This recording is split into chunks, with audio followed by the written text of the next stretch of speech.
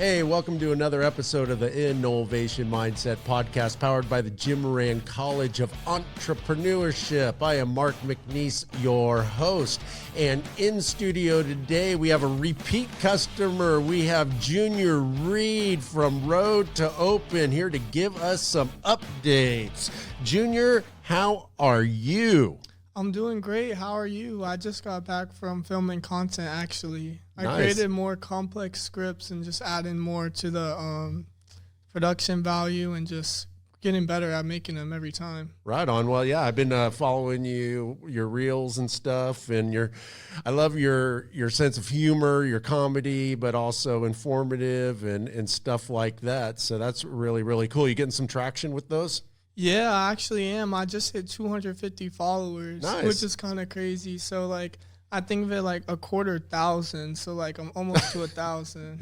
I love it. That's how I think about like when I'm doing sets and stuff. Like when I get to 8, I'm like, I only have one more after the next one. Yeah, for real. Yeah. So that's how I roll. So, hey, quick update. Last time you were on, you hadn't had your initial drop happen for Road to Open. Tell us a little bit about the drop and how it went. So the drop actually went really well. So I started with the SMS list, early access, getting people to join via giveaway signups. And so I did the early release, and it was one purchase, which was you. But that's a start because SMS is so important to build. And I thought it was going to be like you announce the drop and everyone's going to like cop. But like my brand's not big enough. So it was more like a over time kind of thing. Like, oh, I'll get it. I see a bunch of people wearing it. And like it went pretty well. I got rid of most of my shirts. I gave away a lot of them as like advertising techniques too that I'm experimenting with. I gave a tournament director shirts, and I say, can you give this to the winners of the tournaments? Like they earn Road to Open, and it becomes like more special too and integrated into smart. the community. No, I love that. No, it's funny. I had somebody comment on a post that actually was at the tournament that we were playing. It was a picture from the tournament. I had the Road to Open shirt on because it was cold that morning. Yeah.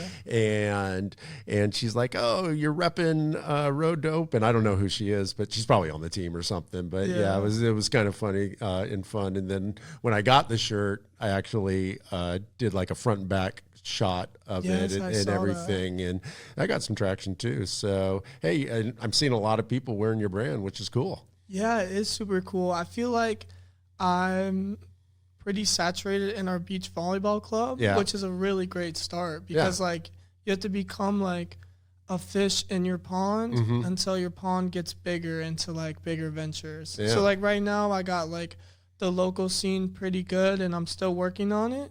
And then eventually I'll get to like statewide. I've actually shipped out shirts to different states, which is a pretty crazy like thing that I feel like I've gotten shirts across the country, which is like crazy to think about.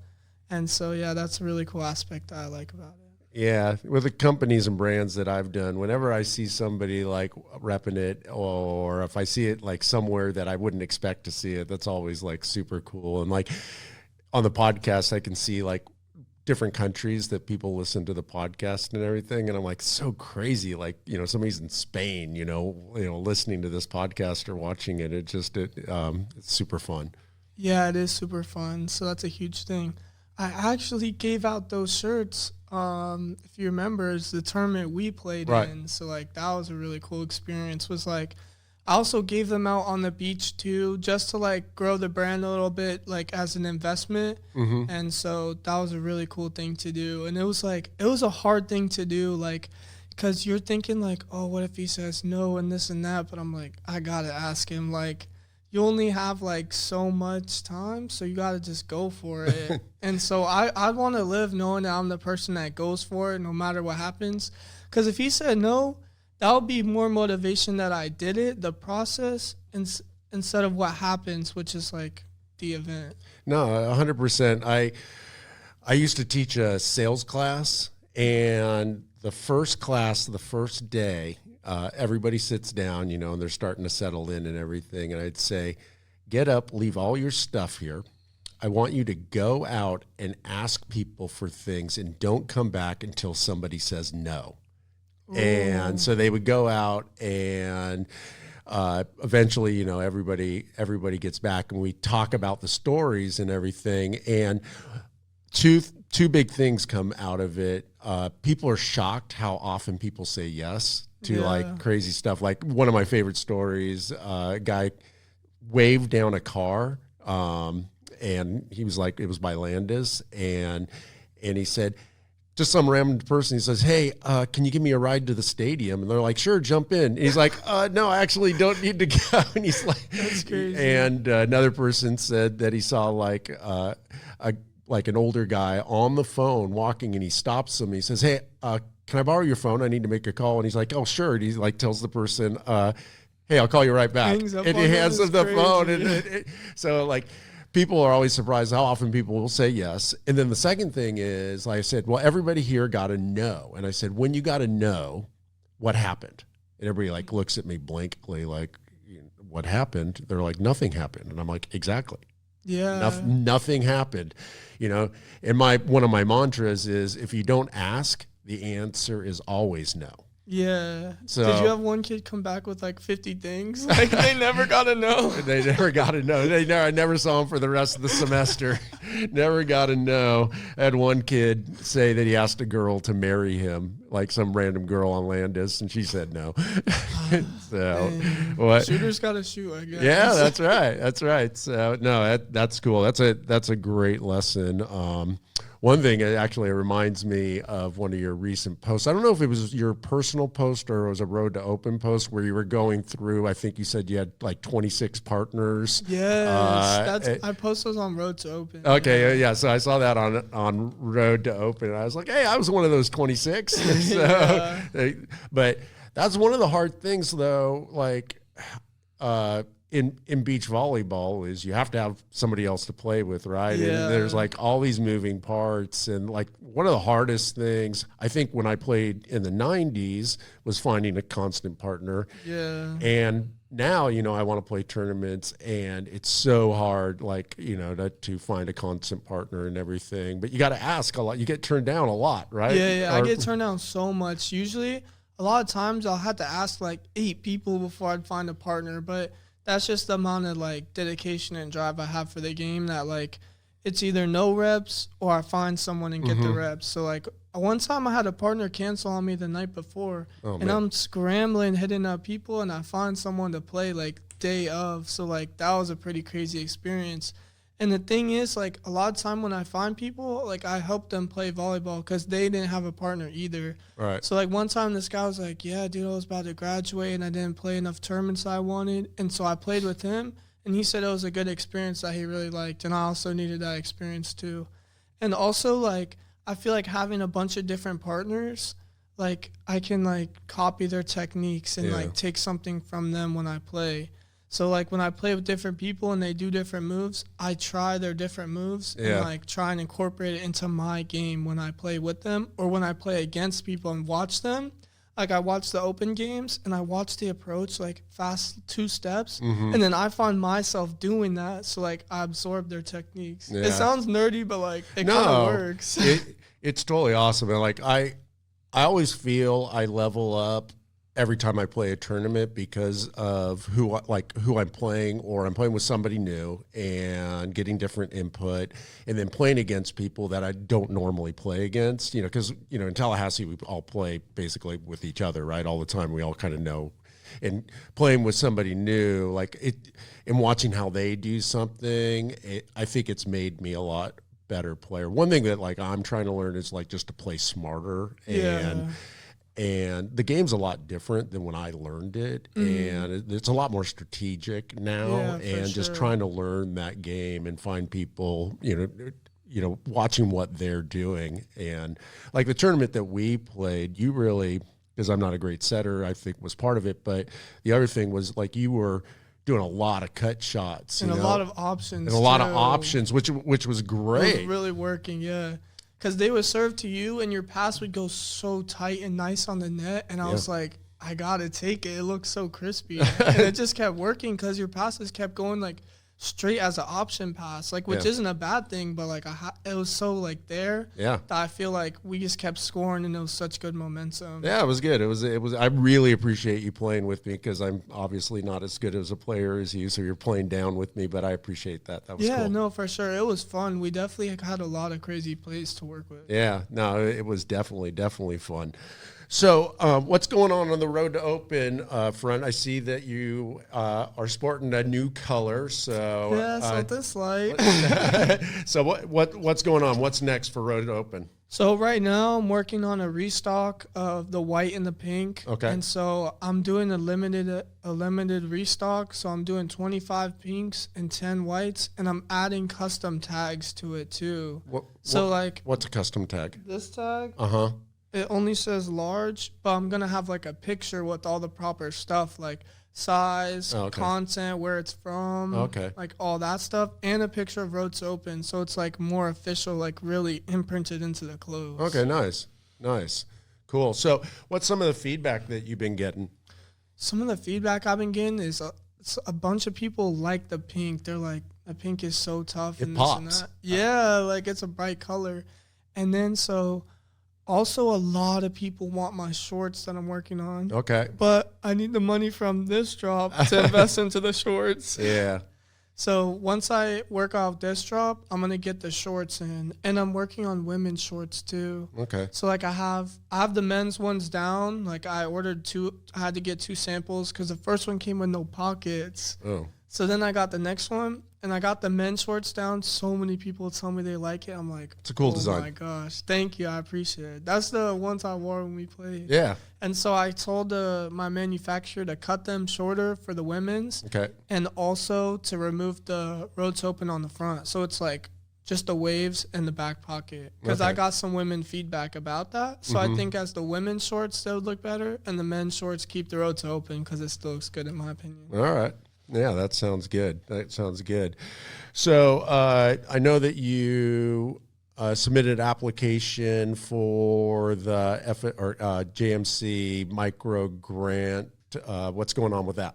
Oh, yeah. So the March one, they unfortunately didn't accept it because I submitted it so late into like the application window.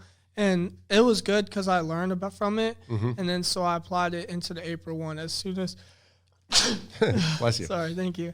As soon as it came out. So I went to the April one as soon as it came out because I went to the March one too late. So I'm learning from my lessons, and hopefully I can get the micro grant this time.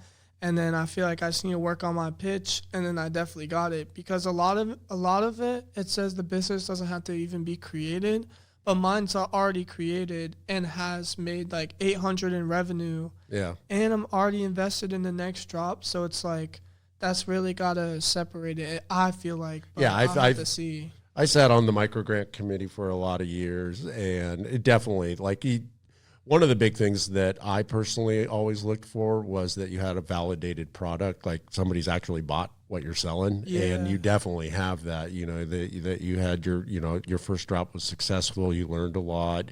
You've done some pivots, which also the micro grant loves to see is like, are you learning? Yeah. Right? Because we're a university, right? We're meant to be learning.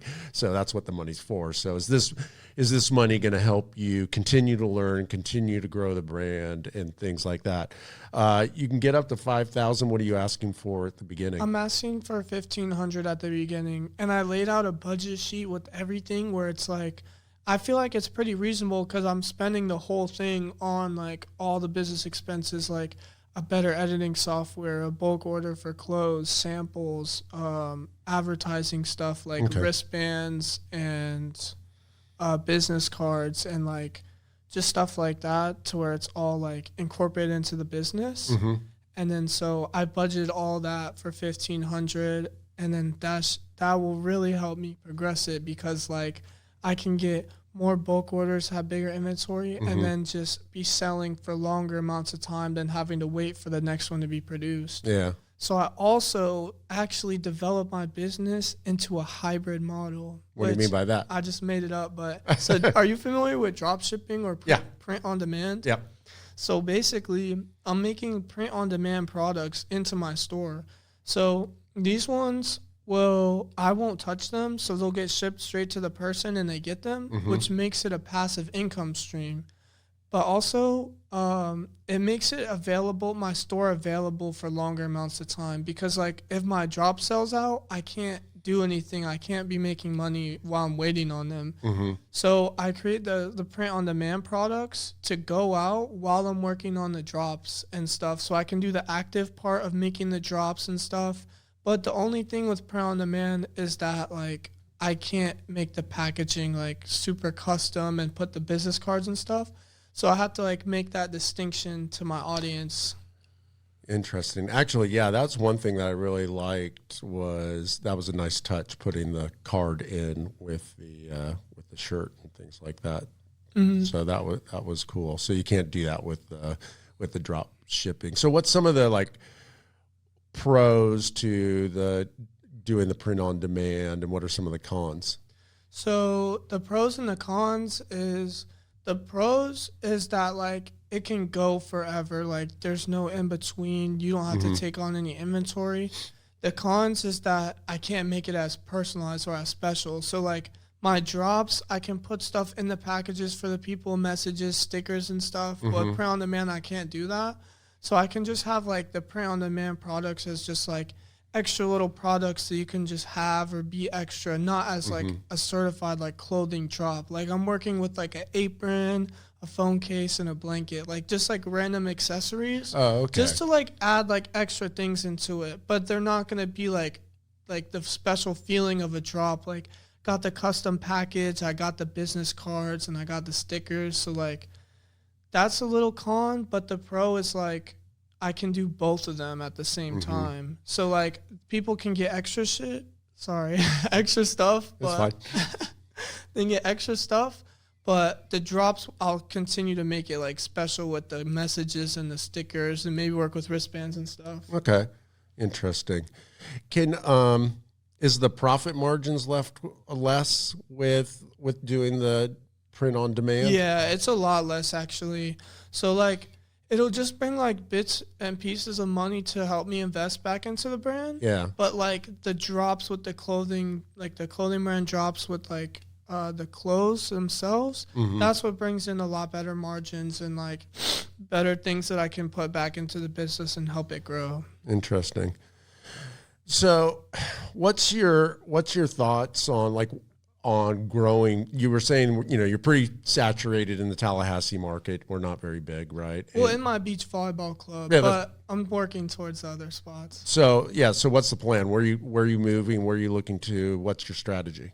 So my strategy is to continue with the shirts, but then make it more of like a shorts focused brand, because a lot of people at the beach don't wear a shirt. So it's like, because it gets really hot. So more people would want shorts and to wear shorts.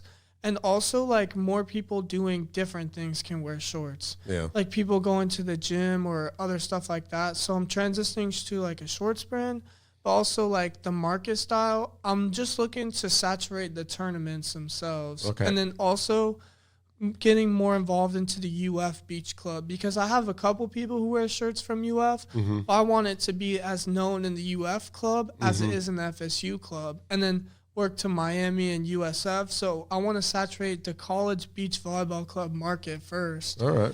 And then it'll expand to like the beach volleyball tournament market, because I'll give out clothes to the directors to give out as winnings. Okay. So it's like, I give it out for free for promotion for me, and the tournament, they get to give out better prizes so more people will theoretically play. Cool. So going back to like marketing and stuff like that, how are you envisioning your reels and everything, like building the brand? Like, what's your strategy behind that, and what's your thoughts on that? Oh, for building my social media presence? Yeah. Okay, so building your social media presence, the best way to do that is giveaways. Giveaways exploded insane, because I make the giveaway and I do a photo shoot with some models or like my friends who want to do the modeling and stuff. And so I make it so repost on your story, like, comment, follow, and and then SMS is extra entries. So to enter the giveaway, they follow, they promote your brand, they like the post, comment on the post, promote your brand, the post, and on their stories. Mm-hmm. So then people are following me for the giveaway. Their friends are seeing the giveaway, and if they think the piece is tough, they're going to see the giveaway and follow to enter the giveaway. And everything for them is free, and I'm giving away a piece to the winner. So it's like a good thing, and it's building my SMS list, which is text straight to the people, Right. which is a lot more consistent than social media posts. Because I might make a drop post, and not everyone will see it. Right. But you get a text to your phone, and you're going to see that. Yeah. Interesting. Cool. So the giveaways are insane for growth, for sure. Yeah. Nice. What other strategies are you thinking about or doing to grow the brand? Yeah, another strategy I was going to work on is YouTube videos, like actually long form YouTube videos. Okay. Because then that'll be another huge growth aspect of it. Because right now I'm just doing short form content, Mm-hmm. but if I do like long form, like story content with like beach edits and clips of my plays and stuff, Mm-hmm. it'll really grow because like the long form YouTube videos create like more loyal audiences, and so you can do a lot more with that. So I'm definitely gonna look into working with that, telling my story more, and working with personal branding, which is like being me and telling my story and making my company more of like an experience and community and connection to me. So I need to like tell my story and be more relatable with it. It's something I learned about it. So that's what I'm gonna work on, is my personal branding, as my brand is connected to me, so people know like me and my story and stuff, Mm-hmm. so they can connect with it, relate to it, and then wear the clothes because they've experienced similar stuff as me. Nice. I like it. Well, I'm going to do a pitch for my podcast class. It's a podcast content creation class. You should take it in the fall. Ooh. Yeah, because you'll get credit for doing what you want to do anyway, and then you have access to all the software and equipment and all that kind of stuff. Yeah, So take my definitely a good podcasting learning class. experience. Yeah. Yeah, if you could send it to me, Yeah. I'll definitely look into it, like the class number or whatever. Yeah. I'll do that and talk Yeah. to my advisor. Yeah, absolutely. Yeah, it's an ENT elective, so it'll be Ooh, good. that's So you're good. officially in the Jim Moran College in the fall? Yeah. Nice. He said, like, he made my schedule, but he's like, we're going to have to wait to see if you're accepted. But my grades are pretty chilling, and I know that I can just keep it up till the next part because I only have 2 classes that I need as prerequisites, and I have an A and a B, and he said I can get a C, so I'm most likely in it. Like, I'm pretty much in there. Yeah, I'm sure you'll be fine, and I'll always put in a good word for you if you need it, get you over the threshold. So Yeah, for sure. Right. Appreciate it. so you'll have to take one of my classes. It's a social entrepreneurship class, but then and you're going to be commercial, right? So that would be Yeah. probably in the fall, and and then you can have the option of doing the podcast class too. Oh, that'd be tough. Yeah. Like, do I get to choose the guests and stuff? Everything. It's your podcast. It's 100%. So the class is you do 2 episodes of this podcast that we're on right now. Yeah. So you're the host. Oh, I'm the and- host? Yeah. So you would interview 2 entrepreneurs for this podcast, and then the rest of the class you're creating your own YouTube channel or whatever you want to do in content creation. We call it a podcast class, but it's more of a content creation class. Yeah. Like we go out and do like man on the street on Landis and stuff like that. And Landis is rich for Yeah. that kind of crazy. There's a lot of crazy people out there on Landis. Oh, yeah, for sure. Lots of interesting people to talk to. So super fun. Roast Open podcast in the fall. Yeah. Let's We'll see what I can cook up. Yeah, let's do it. So, so you won an A tournament recently. win an A tournament. Not with me, but we didn't win our tournament. We did okay. We got out of pool play, so We that was good. almost won that playoff game, too. Yeah. So, so you just you said your partner was Luke.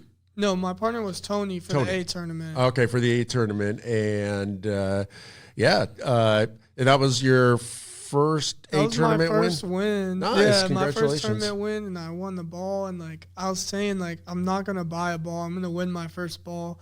and I actually won it way sooner than I thought. Nice. Because I play up in AA. Right. So that really prepared me to get through the A tournament because like I played one semester of A and like 1.5 because at the time they didn't let B team play and I started on B team. So I had to get the grind through the mud for my volleyball. Yeah. So I played one full club semester in A, went straight to AA in the summer and played almost this whole year AA. And then I just played A because I could play AA the next day. And I was like, sure, I'll play extra reps. And I haven't won A yet, so it's not sandbagging. Okay. So then I play A, and then I just win it because the finals was a AA team doing the same thing as us, but they were a really good team. Yeah. So, like, if I didn't play all that AA, I wouldn't be prepared for the finals of A. So that's how, like, I really did it. That's, like, my steps. It's not like most. Yeah, the team that you played in the final were in our pool, and man, they stomped me and my partner. They were so good. They were so good. Yeah, but that was a fun day. It was cool. I tweaked my shoulder on one of the dives. So on Sunday in the co-ed tournament, the first game I actually served underhand. My shoulder was hurting so bad. Yeah, we've all been there. I'm like, oh man, but it loosened up and it was good. So yeah, that's good. Yeah. So when you think about your YouTube channel, what kind of like more long form, what kind of content do you think you're going to be creating? So I kind of think about like AVP analysis kind of content. Okay, like, cool. I remember watching the AVP finals of the league. And there was this crazy attacking sequence that the team that won made where they hit the option, or set a 50 across the court, which is like a shoot set. Mm-hmm. So it's either you bite on the option and you don't have enough time to get the shoot set, or you wait for the shoot set and they hit the option. So It's like such a good play. I call it the spread offense, but I don't know if it has a real name. Nice. So I'd love to make an analysis video on that, and then like more story videos with like clips and stuff. Like I made like a 3-minute video on Instagram, which is a lot longer than most of my content. Mm-hmm. So I just need to start reaching to like 10 minutes and stuff, and then that's where like the real growth and like expansion is on the YouTube long form, because it's no one wants to like put in the work to make the long videos, so that's why it's so much more rewarding and stuff. It's a lot easier to consume them than to make them. Yeah, no, definitely. Yeah, it's a great form of content, and to me, like building a brand, I don't think there's anything better to help build your brand like than the time that we're in now, because we have access to so much technology and able to like push out so much content and everything. See so many people. Yeah. Or like access so many people online. Like back in the day, like you're only limited to a certain amount of people, but social media, you can reach so many. Yeah, no, it's insane. I've been shocked too, like just like the different platforms, how content spreads and how fast and everything. Like it blows me away. The video, the YouTube version of this show, because we're on Spotify, Apple, we're everywhere, right? And we're on every platform, but the YouTube platform, like by far, is like 10x over everything else. Like, it's interesting to me that like somebody like likes to watch podcasts, but I guess they do. Yeah, people definitely love to watch and listen to podcasts. It's not something that I personally do, but it's not because they're bad. It's just because like I just don't think about it. Yeah. I personally like to read books, like financial books and like mental books to really build my knowledge of stuff. Like the craziest book I've ever read, I'm still reading, is The Millionaire Fast Lane. Okay. And it basically teaches you how money works, how to invest it, and instead of trading your time for money, trade your money for time and let your money make itself by like investing money into like a passive income stream to create money for you. Right. And then so you have your time to do whatever you want.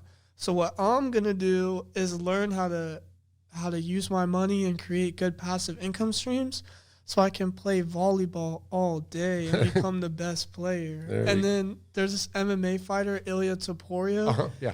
The UFC made this video about his like super high tech in-house gym, and there's like hyperbaric chambers, the ice thing, and also probably like a sauna and hella stuff. Oh, nice. And so what I say is, once I get all my entrepreneurial endeavors together, like I get all my money and stuff, I'm going to create a beach volleyball lair and like recovery facility, and it'll be super crazy. And cool. That's super cool. I wish in Tallahassee we had a gym that had a cold plunge and infrared sauna, like, you know, that'd be crazy. All of this kind of, you know, compression pants and things like that. I wish there was something like that where, you know, you could recover like a pro, especially me at 55, me being out there with you 20-somethings and everything. Yeah, I'm tired. Need it. It's hard. It's hard work, man. I'm constantly like, you know, taping myself back together and getting out there. But so your progression, are you happy with your progression as a volleyball player? What do you think you need to work on next? Yeah, for sure. I'm definitely happy with my progression as a volleyball player. And so I need to work on everything for sure. But also I need to work on my mental aspect of balancing, because like you want to have fun and play like you don't care about, but you have to not care about your mistakes and play loose and free. But also if you play too crazy loose and free and like mess around and not care about the win at all, you end up losing the game. So like I need to find a balance of that, which I feel like I did have a nice balance in A, because I was messing around and like playing loose and free, but my partner was serious. But when I played double A, I was playing crazy and unserious, so then my partner was playing like that with me, and it was just like too much. So I feel like you need to find that balance between and like with the right people. So definitely finding the balance of playing loose and free and like carefree, but also being like locked in enough too that like you're still doing good things. Do you think that translates to your business? I'm not sure. I really have to think about that, but I think business is different because it's like more concrete and like, but also actually, yeah, definitely. Now that I think about it, because like if you're too serious, you're going to be like, oh, what is everyone going to think about me and this and that, when it's really not that deep. Like someone might watch your video and totally forget about it, or like someone might leave a mean comment, but that mean comment is actually helping you because they're building your engagement. So like I definitely need to be a little carefree, like not being so self-conscious about my ideas I create, but also need to be serious enough that I'm putting in the work, staying disciplined, and doing the right things. Yeah, I mean, but that's true in volleyball and in business, right? Like, I mean, you got to be serious about the serious stuff, but also if you're not having fun or not being true to yourself, then you're not really going to be playing your best either. Like when I was watching you in the finals, not the finals, I was already in bed. That was finals was like at 11 o'clock at night. So whatever. I was watching you after pool play or something. It looked like you were having fun. Like it seemed like you, I mean, you were playing really well, but also it looked like you were having fun. I'm like, they're going to do good today. Like Junior's on it. Yeah, I was really on it because I was playing super loose and free, which I actually learned from a really bad loss in double A. Like we were getting cooked and I was playing so bad, and it was my fault because I was messing up the play and letting it compound and being more mad and like, oh dude, I keep messing up and this and that. Yeah. So in that part I learned to be free because I watched this open player absolutely turn like the fuck around up to 1,000. He's eating hot dogs once the other team cramps. He's eating chocolate donuts, drinking beer while he's playing. And he's just having the ultimate time of his life, just mid-game sky balls. And, like, he's playing so good, too. And it was just insane. But I think now that I think about it, I think the balance is you have to have one guy who's super loose and chill and, like, goes crazy. And you need a serious partner because his partner is serious, but they play so well together. Yeah, that's awesome. Because, like, the one dude is totally carefree, and I think you need the seriousness to balance it out, too. Interesting. So I just came up with that theory now. But, like, seeing it makes sense. Yeah, no, totally. So your brand that you're building, you know, But it's at least the marketing part of it. I mean, it's accessible, it's fun. I mean, it's not serious. Like your content's not serious. I mean, it's serious content, but it's fun content. But I don't know. Like, is that how you think you're going to progress with the humor and fun and loose in your branding and in your storytelling, or?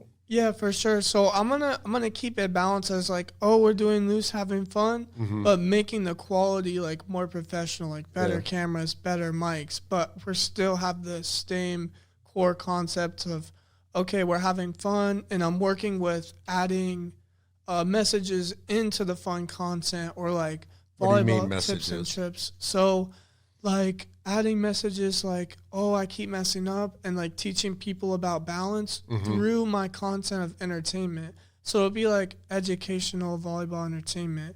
So like, oh, I'm messing up, so I'm trying to teach people my lessons of being wild and free, but having a good balance, and also taking like, or I'll make videos about losses, and then like you need to train and like take from them and progress, and like know that the game is still fun through the videos. So like I want to start putting more like messages into like make people feel something like, oh my gosh, just because I lost, I'm still like a great player, and I just need to progress. So like adding messages like that, because winning and losing are like uncontrollable factors. Like you can play good and not win, or play bad and still lose.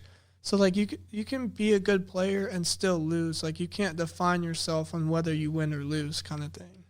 Yeah, I was thinking through kind of that, like when are the times that I'm most satisfied after a tournament and everything, and when am I upset? And to me, if we play well and we play well together, but we just get outplayed, I don't actually have a problem with that. Like, I'm like, okay, they're just a better team that day, and that's great. But if I'm like shanking it or putting it in the net or something, I'm just not playing to the level that I would expect I would be able to play.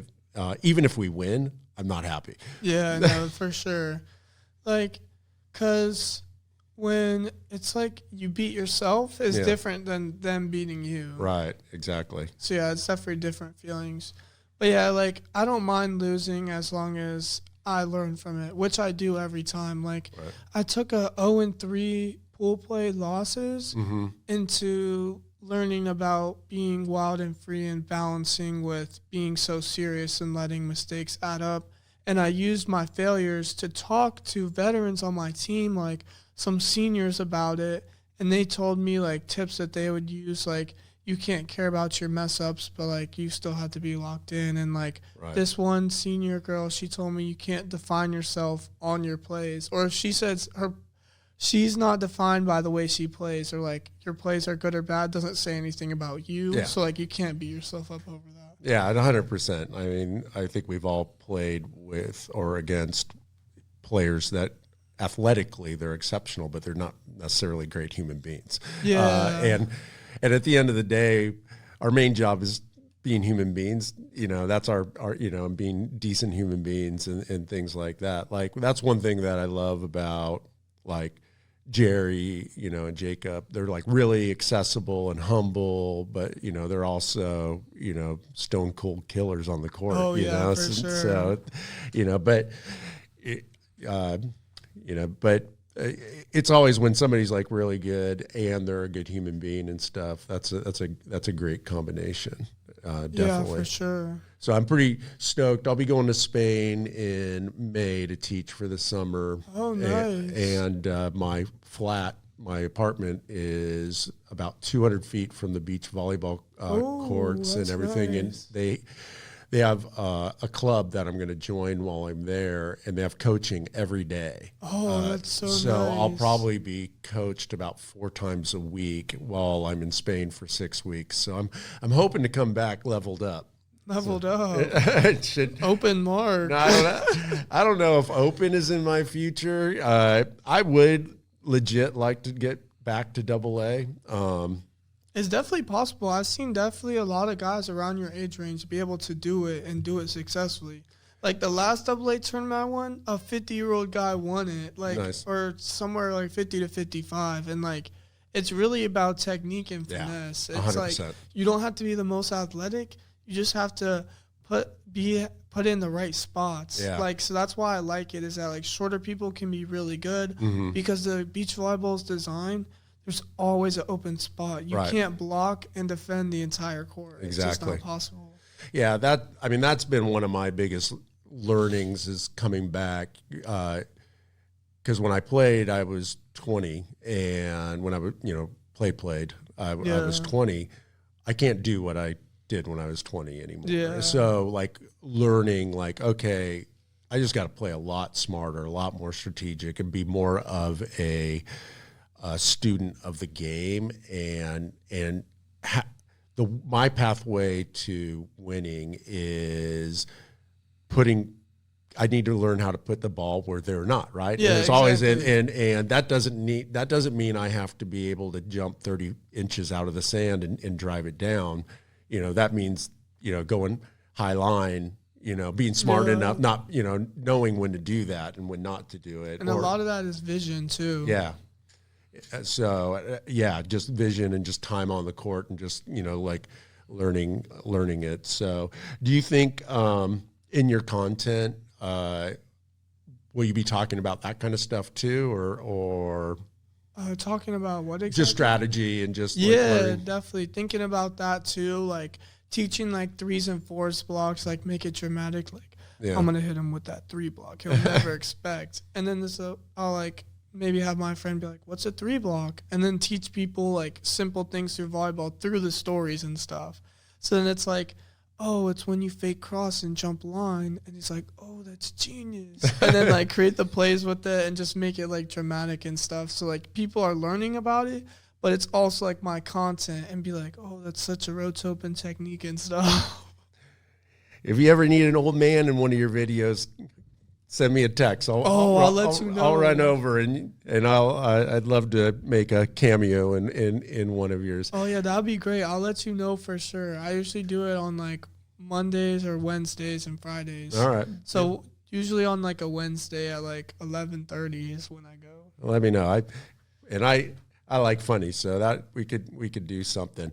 So when you're like, do you prefer watching pro men play or pro women play? I actually watch both, because a lot of the times, like, certain men's players have like good styles and stuff, but the women's ball control is so good and so easy to watch and learn from because it's so crisp. Yeah. Like the men's is like, I play men, so I like to watch their techniques, Right. but I also love watching women's volleyball because their ball control and their platform is just so crispy. Like, I love watching Brandy Wilkerson and Melissa Humana Perez. Hopefully I said that right.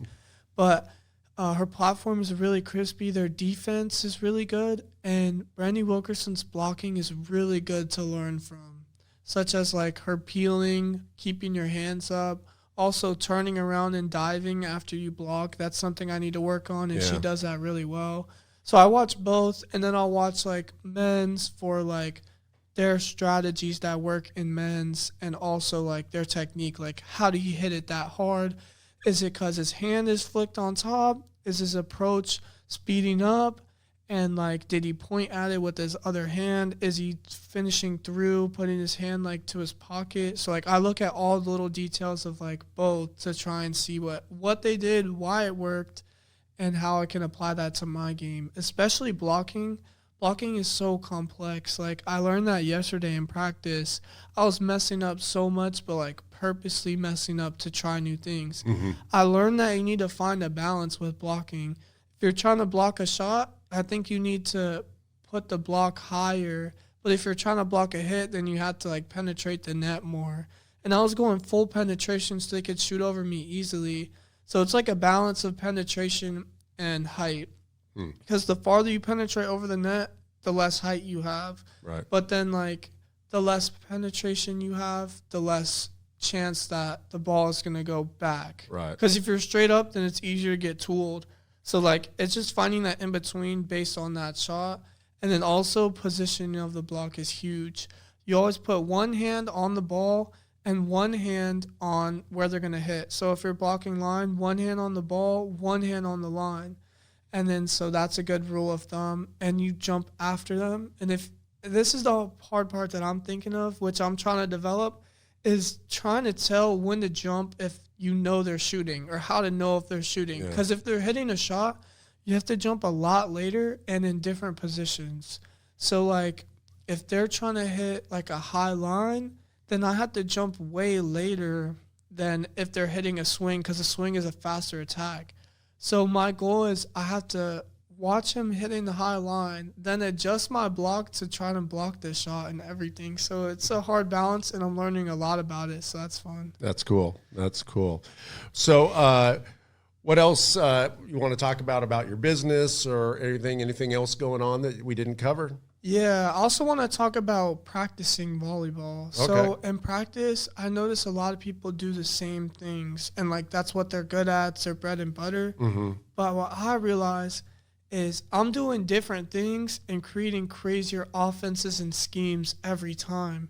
So yesterday at practice, I'm a left-sided player, but I decided to play on the right side so I could help me understand the game a lot more. Because the left side and the right side are two totally different planes of volleyball. Yeah. There's totally different approaches and shots that are available. So I like the right-sided shots because you can do them so fast, but I never played right side, so I feel a little weirder on there. So I was playing right side, and my boy was playing left, and he usually plays right. So I'm learning so much about if you're on the left side and you set the right side, you have to set them farther away from you because their right hand is farther from you, closer to the antenna. Right. And if you're on the right side setting the left, you have to set closer because their hand is closer to you. Right. So, like, I learned all that. And also, I feel like if you can play the other side and have those shots from the right side as you do on the left side, you can create a better slide offense, which is like when you set behind you and the person goes around. Right. And it's so good because me messing up and learning the right side will make it so that I can go behind my partner's back, force the blocker to move and get less time to set up. Right. And I can still have really nasty shots on the other side. Because that's what I realized when I run the slide with my boy.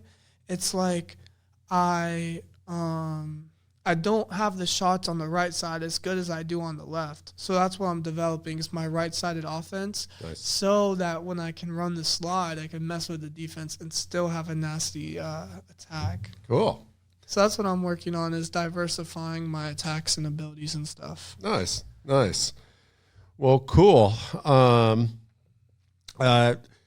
Yeah, so you're still looking for a partner for the upcoming tournament. Yeah, we'll see. It's 50-50. It happens or it doesn't. Yeah. Are you going to play the St. Augustine tournament? When is it? That's the last weekend of April. Ooh, I would be very down to do that. I'd have to just find a partner and find something to work it out, but I'll see. I'll let you know what I'm thinking. All right, cool. Yeah, I'm looking to go out there, and then I head out to Spain. So it'll be cool. That'll be super fun. Yeah, you. it'll be kind of cool way to end this school year and everything. Well, Junior, thank you for coming in. Of course. It's always fun. Hey, thanks for checking in on a new episode of the Innovation Mindset Podcast powered by the Jim Moran College of Entrepreneurship. Hey, if you like this episode, be sure to drop us a like and don't forget to hit that subscribe button so you never miss another amazing episode. And then also be sure to drop us a comment. We love comments. We reply to all of them. And check out the show notes to get links to Junior's company, Road to Open. We will catch up with you next time.